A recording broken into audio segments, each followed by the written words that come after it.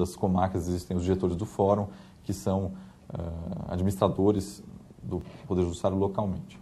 Mas eu digo isso porque é importante também, não só que sejam preservadas as decisões no âmbito jurisdicional, mas que também no âmbito do planejamento da carreira, do funcionamento do poder, que haja uma maior horizontalidade. E nisso, o Conselho Nacional de Justiça acabou sendo criado nessa última reforma e havia realmente um temor por parte dos magistrados, da sociedade em geral, de que esse conselho pudesse, de alguma forma, gerar uma intromissão no âmbito da jurisdição. Quer dizer, os juízes, de alguma forma, poderiam ver tolhida essa independência funcional ao julgar, quer dizer, ao proferir uma sentença que ficasse temeroso de desagradar a cúpula ou esse futuro conselho. Mas, na prática, o conselho não vem se miscuindo nessas questões. Só para lembrar o telespectador, a corregedoria é um órgão que é competente para imediatamente essa decisão do juiz, se for uma decisão absolutamente estapafúrdia, uma decisão sem nenhuma consistência. Que no plano disciplinar extrapole o que a Lei Orgânica da Magistratura, que a Constituição prevê como atuação do magistrado. Mas, em tese, sempre cabem recursos. E é dessa forma que o cidadão controla a atuação do próprio Poder Judiciário, do juiz em si, do juiz. Aliás, o juiz é o agente político mais controlado pela população. No processo legislativo, praticamente há uma participação diminuta do cidadão. No âmbito do executivo, realmente o acesso é menor. No âmbito do judiciário, os gabinetes estão sempre abertos, as audiências são públicas e todas as decisões estão em cartório e, obviamente, ressalvado o sigilo processual que existe em alguns casos, mas em defesa da própria dignidade da pessoa envolvida, em alguns casos previstos pela própria lei. Salvo esses casos, qualquer ato do juiz é passível de ser verificado e de ser objeto de recurso. Portanto, a independência não significa um abuso ou extrapolação. Quer dizer, existe realmente a necessidade de haver independência e, nesse âmbito, o Conselho Nacional de Justiça, me parece, deve primar também por zelar por essa independência. Não poderia ajudar também no planejamento? O senhor abordou uma questão interessante da questão orçamentária. Como é que se consegue um planejamento se não se sabe quais serão os recursos para 2 anos adiante? Como é que eu posso pensar numa estrutura gigante como é o Poder Judiciário se eu não tenho como imaginar, olha, vou implantar uma vara, mas eu não sei se eu vou conseguir manter? É mais ou menos isso? Olha, é claro que na prática não há historicamente situações repetidas de tolher totalmente o judiciário de recursos, mas de investimentos, de possibilidade de investimentos, tem havido realmente um cerceamento bastante grande. O judiciário não tem podido fazer frente à demanda em função disso. E eu vou um pouco mais adiante. O Conselho Nacional de Justiça poderia, sim, auxiliar nessa função que está prevista na Constituição Federal, de zelar pela independência, pela autonomia dos tribunais e pelo exercício da judicatura. Poderia auxiliar, por exemplo, aqui no Estado de São Paulo, no sentido de que as custas dos processos fossem carreadas integralmente ao Poder Judiciário. Pasmem todos, mas aquelas custas que são pagas pelos cidadãos quando ingressam com alguma ação judicial, né, aquela taxa que é paga para poder ter acesso ao serviço, quando não há justiça gratuita, que favorece os menos favorecidos, essa taxa não é direcionada ao Poder Judiciário. Ou seja, muito embora ela seja atrelada à prestação do serviço pelo Poder Judiciário, ela vai, 70% aproximadamente, vai para o Poder Executivo. É claro que você não pode, de um dia para o outro, trespassar esses recursos que são relevantes do Executivo para o Judiciário, modificando esse quadro atual. Aliás, atendendo à própria Constituição Federal. Essa emenda 45, a reforma do Poder Judiciário, Luciano, ela passou por uma previsão expressa todos os recursos arrecadados para o Poder Judiciário. Só que isso, na prática, depende de lei, na órbita dos estados, e isso precisa ser estudado.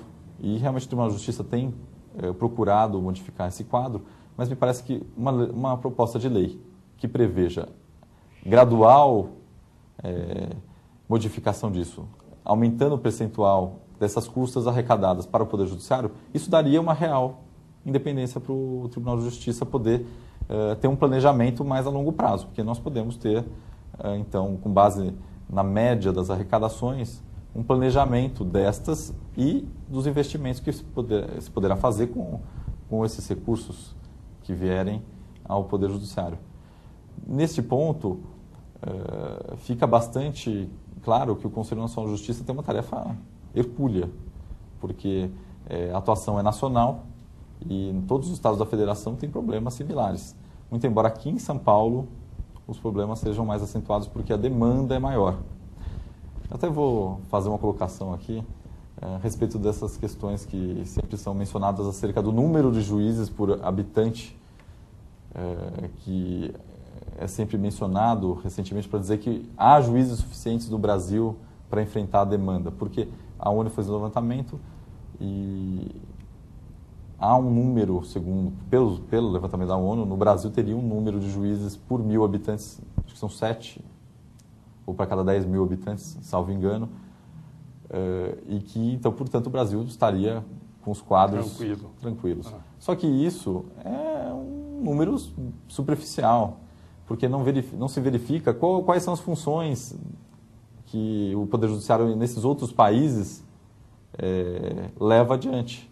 A questão, por exemplo, de quanto o governo contribui para abarrotar. Nós temos só no Estado de São Paulo 16 milhões de processos em andamento. Há meses em que 500 mil processos novos adentram. O acesso ao judiciário, aqui vamos deixar de lado a questão da Defensoria Pública e da Procuradoria da Assistência Judiciária. Para se ajuizar uma ação é simples, é só protocolar essa ação. Já está tramitando. Daí até, evidentemente, o ajuizamento, isso não é uma função do Poder Judiciário. E cabe ao Poder Executivo fornecer a assistência judiciária gratuita. Mas o nosso acesso ao Poder Judiciário é gigantesco. Eu duvido que haja um número de processos por juiz próximo àquele que existe no Brasil e em outros países. Aliás, o Supremo Tribunal Federal é o maior exemplo disso. Nós temos 100 processos enfrentados por ano pelo Supremo Tribunal, pela Suprema Corte norte-americana. Aqui no Brasil, o número por juiz, por ministro do Supremo, ultrapassa 5 mil, 10 mil. Né? Quase 500 vezes mais. Quase 500 vezes mais. Isso se repete, é bom que se diga, na órbita da primeira instância, da segunda.